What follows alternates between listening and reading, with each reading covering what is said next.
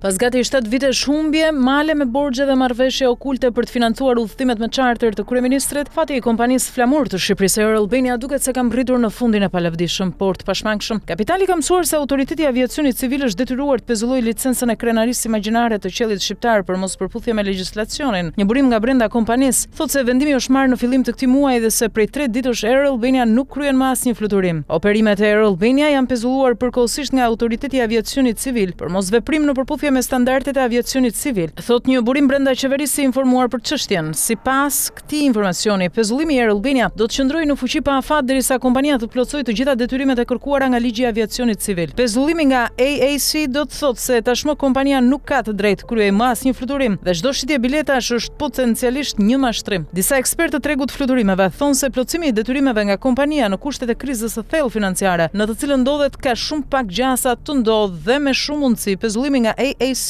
është grushti i fundit që vulos përfundimisht fatin e Air Albania. Air Albania nuk ka operuar fluturime që nga 7 dhjetori. E ardhmja e kompanisë flamur të shumë trumbetuar nga qeveria tani duket gjithnjë më e pasigurt. Të dhënat e FlightAware tregojnë se prej datës 7 dhjetor kompania nuk ka operuar asnjë fluturim dhe vazhdon të anullojë në seri rrugë të planifikuara për në Milano dhe Stamboll nga aeroporti ndërkombëtar i Tiranës. E themeluar në vitin 2018 pasi qeveria shqiptare ja revokoi licencën Albanian Airlines, Air Albania ka qenë krenaria imagjinare e Shqipërisë për 7 vitet e fundit. E financuar pjesërisht nga Turkish Airlines, fati Air Albania duket se u vulos përfundimisht pak javë më parë kur Turkish njoftoi daljen nga kompania shqiptare dhe shitjen e 49% të aksioneve që zotronin në këtë kompani. Ndërsa linja ajrore kombëtare e Turqisë nuk dha shumë detaje mbi arsyet e shitjes së Air Albania. Ajo finalizoi një marrëveshje për të shpenzuar 300 milionë euro për një aksion minoritar në linjën ajrore spanjolle me kosto të ulët Air Europe, e cila është më e njohur gjërësisht, male me borxhe dhe falimenti pa shpallur. Muajt e fundit Air Albania është përballur me një seri padish në gjykatat ndërkombëtare për mosshlyerje të detyrimeve. Kompania ajrore është paditur të paktën nga 2 shoqëritë huaja për mos pagesën e qirasë së avionëve, ndërkohë që borxhet e saj vetëm sa shtohen. Shifra reale e borxheve të Air Albania mbetet e panjohur pasi kompania nuk publikon asnjë bilanc financiar, por mali i detyrimeve vlerësohet në 10 milionë euro duke përfshirë borxhet ndaj furnitorëve, tatimeve, aeroporteve dhe punonjësve. Por pavarësisht se është praktikisht e falimentuar, Air Albania vazhdon të mos e shpall falimentin zyrtarisht. Pezullimi i licencës nga autoriteti i aviacionit civil duket se është goditja finale, që do të hedhë në tokë përfundimisht krenarinë imagjinare të qellit shqiptar, e cila më shumë se krenari për vendin u themelua për të financuar udhëtimet me charter të kryeministrit. Ky fundit është akuzuar nga opozita si shkaktari kryesor i falimentimit të Air Albanias për shkak të udhëtimeve me Ismailin personal që ju vu në dispozicion nga Air Albania.